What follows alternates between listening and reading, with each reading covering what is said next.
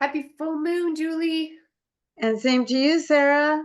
Well, it's not quite the full moon. It's the Saturday before the full moon, but this counts, right? It's close enough. I Yeah. figure at least the day before, the day of, and the day after for the full moon. But Yes. this one's an eclipse. It's kind of bringing us into the solar eclipse that's got so much drama. So sure, or we're already and I'm already feeling it. I have to say, I was I was at someone's house for dinner last night. It was a lovely dinner. And suddenly there was a phone call and there was a huge flood uh, at a place that she manages. Oh But what no. was funny was the full moon was squaring her sun and my Venus. Oh, There was another person there. I should check her chart and see. right. But just But it off was pretty funny. I thought, wow, that full moon's really working already. it amazes me about how many people's charts you hold in your head because you will just be, having a normal conversation. You'll be like, well, of course, because this is trining and squaring your, It's true.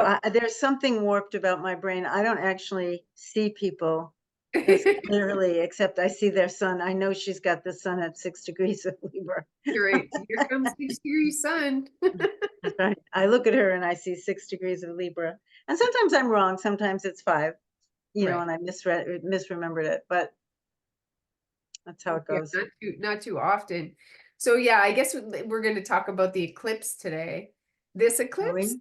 the prenumbral full moon eclipse, and then, like you said, the big event, the complete solar eclipse on April 8th. And you and I are going to host an Ask Me Anything Hmm. special eclipse session prior Yes. to that eclipse, which is on April 8th. We're going to hold our Ask Me Anything event on April 4th at 7 o'clock. So if people are interested in that, they can email Julie or I. I'll put our emails in the link below. We'll send you a Zoom link and you can take part in asking us anything. And it will include astrology, but it will also include any of the work that I do, which has to do with alchemy and energetic healing. Yes. And we thought this might be a good idea because the eclipse itself is not um, a transit. It's more like a portal, right? And so energy comes through, and what is that? We're the receivers and the holders of that energy. And I think that there's an eclipse is a very alchemical thing to try and understand metaphysically anyway. And I think that the kind of work that you do, which involves, I don't know, the soul, the soul on the journey, uh, astrology does too. It's not different. It's not like, oh, this is over here and that's over there, but the combination of the two can be incredibly valuable. Yeah. Yes, and it's a helpful tool, as you have been helpful for many people in terms of guiding. If you think of the tarot and the star card, where the woman's uh in the dark and she's over the river and the stars are there to light her way in the darkness, right? That's you. Oh dear. Right. And I think of the value that I've gotten out of my core pattern information, and it's just, never stops. It's a gift that never stops Yes. generating awareness for me. Yeah, going into it, understanding on an archetypal level what our story is and how it continues Right.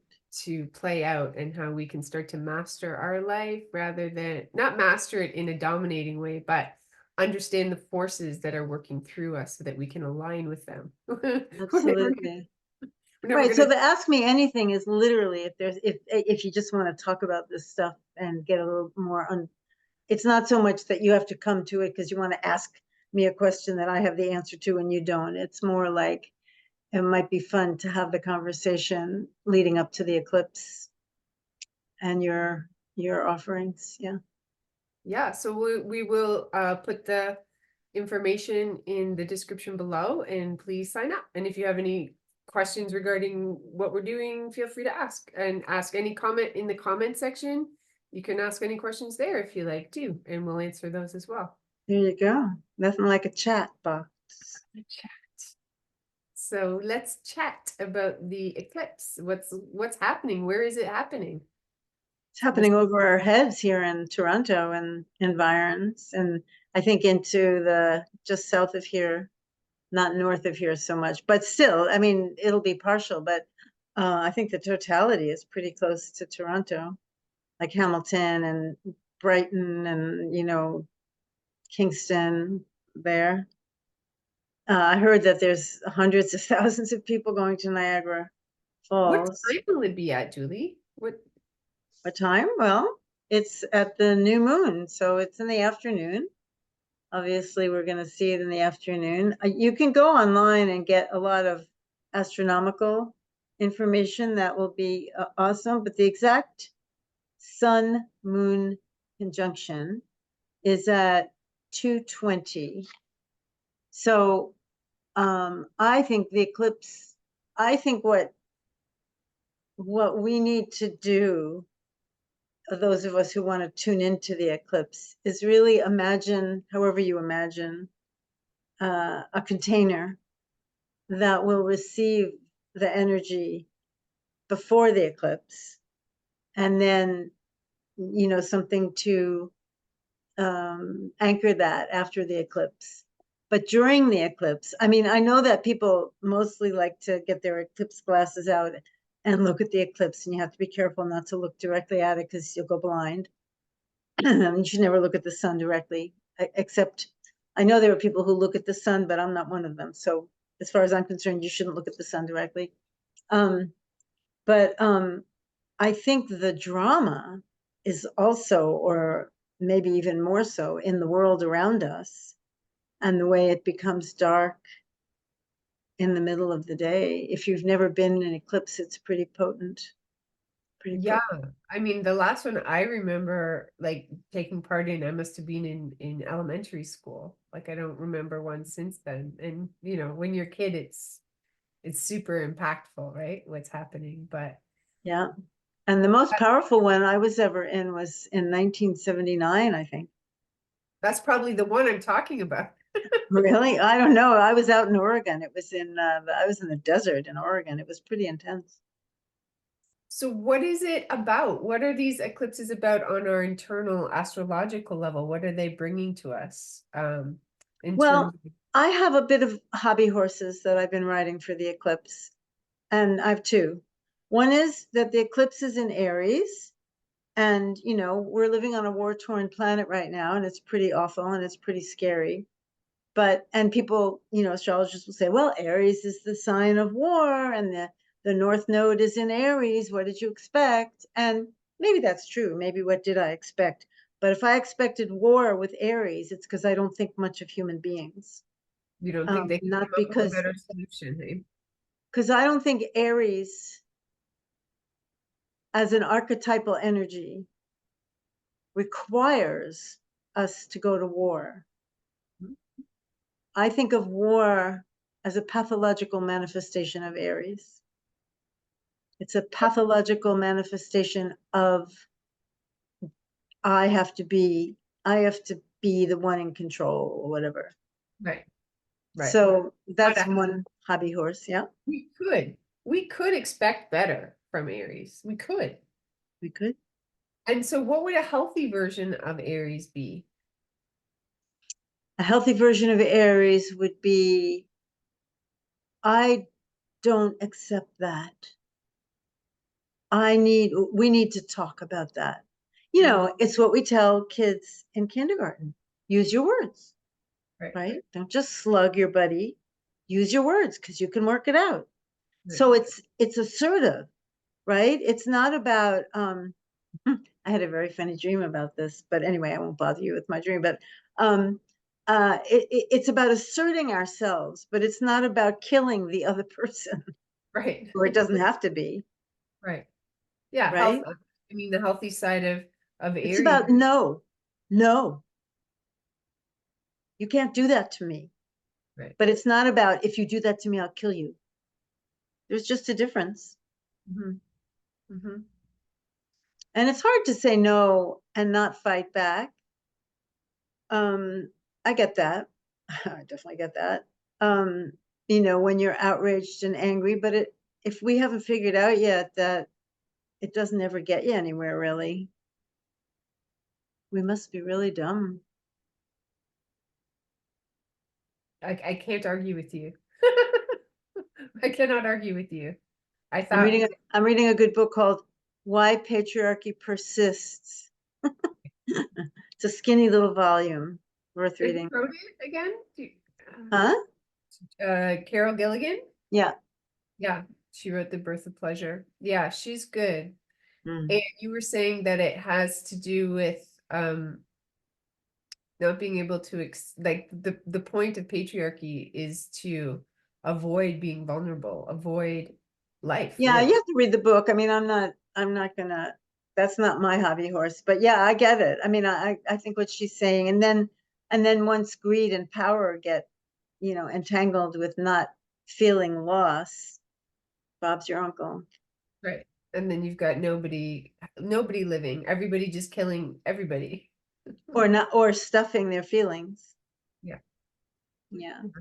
So, I mean, I think it was you that told me a healthy expression of Aries is a farmer. A farmer? Yeah. It's Capricorn. Well, I get that in terms of sustaining the land, but in terms of farming, like, planting the seeds Yeah. and I mean, it's spring. It's certainly spring. yeah, and the plant and nurturing life, like rather than taking life, it's like nurturing Oh, life. absolutely. I think a good symbol for Aries is a crocus. Right. Because that's the season that it is. It pushes up through frozen ground, right? It's very strong, but it looks so fragile. Right. And of course we know that Aries as an archetype, as a being, you say is the ram or the lamb, right? So Yeah, it's the ram and the lamb. Yeah. they're both the vulnerability in the toughy. If you want to raise a healthy Aries, you have to be there when they come back home after gallivanting around. Right. You have to be there with lunch, right? You have to be there. You have to let them go and receive them when they come back. And the problem is if they go and then there's nothing there when they come back, they become um, they have to rely on themselves alone, and then that's hard. Yeah. Yeah. Yeah. Yeah. So my other hobby horse about the eclipse is the negativity. I'm not, as you know, a polyamorous, and I don't mean polyamorous, Pollyanna. I'm not polyamorous either, but Not I'm polyamorous. not Pollyanna-ish. I don't think we should always look on the bright side. Yes. But I think just like everything else, eclipses aren't what they used to be because we aren't who we used to be. So um, I said this somewhere else recently, so I hope I'm not repeating myself on a video, but um, originally eclipses were horrifying. Like you'd be out there doing your thing and suddenly it would be night and then suddenly it would be day again. It's like, what the Right. hell was that? Yeah. So they were portentous and terrifying. Right. Then they became predictable, but only the priests were allowed to predict them. So they became weapons of control, right? Ah, I could say to you, if you don't do what I want, I will turn the sky dark, right? right. You just watch. God is going to listen to me, but not you. Right. And so for a long time, eclipses were um, something you could use to overpower people. But nowadays we have science, we have NASA, everybody knows it's an eclipse. Anybody who wants to can see it. Well, So I it's guess not gonna yeah, surprise us. What? Go in ahead. the in the day, astrology was technology. Yeah. And I suppose we should always acknowledge that astrology was a tool of the priests who controlled the people for many, many years. Wow, that's a really profound thought, right? To think It's about, definitely needs unpacking if you're thinking about the colonial underpinnings of astrology. yeah, or even just in general, like how over the generations and civilizations, the powers that be use the modern technology to control the masses. Yes, indeed. And astrology was at one time where we are now with Google and ChatGPT. That's horrifying, but yes. Yeah. So, but now astrology is available for everybody. Mhm. And I suppose you could control people with astrology, but I think there's Oh, too people try and do it all every day. You can just control them by getting them to give you their money. much. Yes. Yeah. Or you could say, yeah, I think we've seen it. You could definitely control people with astrology, but that's your own karma to deal with. I try not to do that. No. No. Um, I've never, I don't do that. I'm afraid to do that. You Um, power for good. Yes. It's about liberation, not about, domination. Yeah. right. So now that we all know when an eclipse is going to happen, on Monday, April 8th and in the afternoon, it's not going to shock us, but it could blow our minds, right? It is still a powerful and cosmic event, and it's capable of inspiring awe and whatever else it's got for each person, right? And so that's how I think we should receive it. I think we should receive it as an inflow of energy of Aries, which is vitality and protest in a sense. It's about no.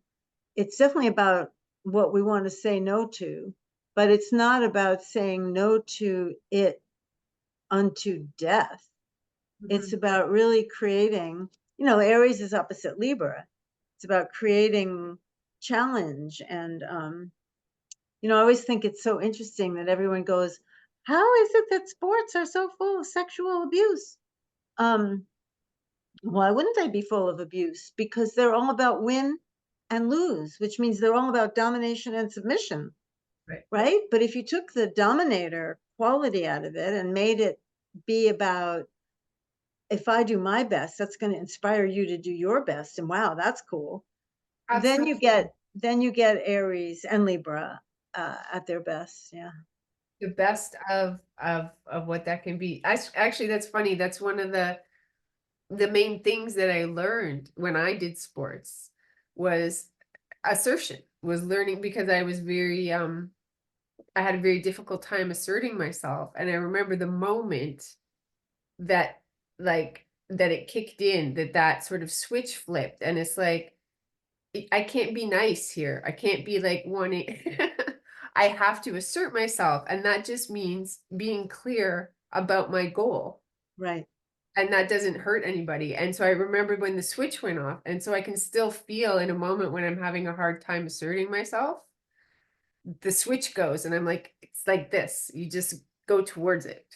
And Right. so That's right. And that's a good thing. Everybody needs to know that. yeah, absolutely. Yeah. So lots of healthy things happen in sports. If we could, encourage that and not, like you said, the And we domination. can encourage it. Lots of people play sports and they're healthy, but they're probably not in it for the big bucks. Right. Exactly. Well, yeah. I mean, it's like anything, depending on what you want from it, you'll get from it. So Mhm. yeah. Okay. So Aries, yes. And Libra. So, but this weekend coming up before the solar eclipse, we have the full moon eclipse, which is also in Libra and Aries. And so it's like a theme all the way through then. It's a theme right from this weekend right through to April 8th. Is that right? Is it Mhm. like we're in a portal for those 2 weeks? Is it kind of like overlay? Is it like that space that opens up, that energy opens up for 2 weeks, would you say? I think it could be, yeah. I think it would be an interesting thing to um, work on for your own self, that these next 2 weeks are kind of a portal of inviting in something that's vibrant and um, life affirming. Yeah, it'd be Okay, good. that's a good focus. Yeah.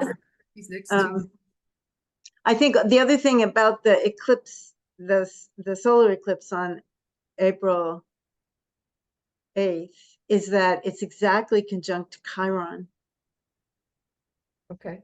And Chiron, people make a big deal. I mean, Chiron is the wounded healer, but Chiron is the mentor whose wisdom comes from his woundedness, Right. right? Or hers, or theirs. And let's call Chiron there. So they're whatever. It's so interesting to me because if the misuse of Aries is war, we have plenty of that. And if Chiron is coming in to that, then Chiron is saying, well, what can we learn here? What can Right. we learn about what's going on here Right. that might allow us to do something differently? I don't want to talk about it now. I'd like to put it in the Ask Me Anything, and I'd like to do another one of these, but the Jupiter-Uranus conjunction is also happening in April. So Yes. April and Mercury retrograde. Mercury's retrograde on April 1st. So April has a lot of astrological events. But it certainly does. Yeah. And we've talked about you want to talk about that in the Ask Me session on Thursday about the Jupiter and the Uranus conjunction as Ask well. Me Anything is Ask Me Anything. Like somebody could come and say, what's the fastest land animal? You Or is wouldn't it, get a very good answer from me, but yeah, you might have the answer to that. yeah. No. As long as it's not They extinct. ask me anything about astrology or alchemy. Um, okay, okay. Is there anything you want to say about Mercury retrograde now? Well, I could say if you want to get aligned for Mercury retrograde, let me know. We always have our Align for Mercury retrograde program. And aside from just plugging that, I would like to say that even if you don't do that, the idea with Mercury retrograde is to align yourself with the energies, not to hide under the bed. So Mercury retrograde in Aries is basically saying, measure twice, cut once. Don't hit send until you think about it. What Aries is reactive. So Mercury retrograde says, pay attention to what you're reacting to and be interested in it rather than allowing yourself to just react. That's very good advice. I have It's always often good advice, yeah. waited or wish that I had waited or paused before I communicated. So it's a good, It's very good because Mercury's retrograde in Aries and the eclipse is in Aries. Right? right. So So we're getting a full-on and lesson of and Mercury is also gonna go back and forth over Chiron. So there's a lot of Chiron in what's happening. And Chiron is, in the story of Chiron, he was wounded. They were wounded and they couldn't die because they were immortal. And so the idea was that they had to teach from their place of pain and suffering. right. And the idea also with Chiron is that it's also the wound that sort of cracks you open that allows the spirituality in the other realms to come through into the human realm, into this 3D reality. So it does it can provide that sort of spirituality in Mhm. a way as well. So there's no getting away from Chiron this month. Okay. So that could be people talking about their wounds or reflecting on their wounds that war has caused. And that could be the war, that's out there, but it could be also the internal because society has been very divided, in the last few years, and people have taken up sides and polarized. And it could also be about reflecting on, the wounds that have been caused by, polarizing and being at war with others, That's so awesome. That's an awesome. Everyone should think long and hard about that. Yeah. yeah. Okay, well, that until we meet on April 4th, then we'll be Yes. very Until soon. we meet on April 4th. So if you want to come on April 4th, let us know and we'll send you the Zoom link. That's right. And the information will be in the description. And if you want to help our channel, you can hit subscribe. And you can like us. That too. Thanks, Julie. Thanks, Sarah. Bye. Bye.